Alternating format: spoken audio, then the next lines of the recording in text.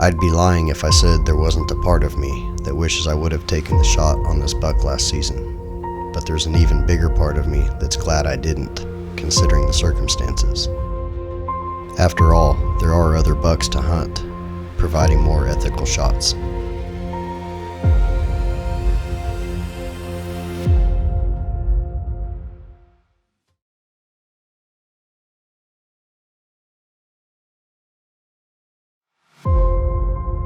The High Plains region of the Oklahoma Panhandle is without a doubt the hunt that I look forward to most each year.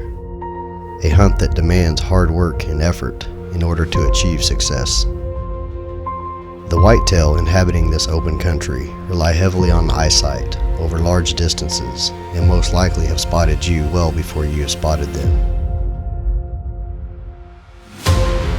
I've never really had the good fortune of being in the right place at the right time.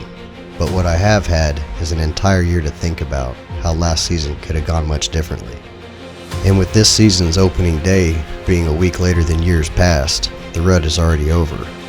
And locating him, if he's even still around, is going to be that much more difficult.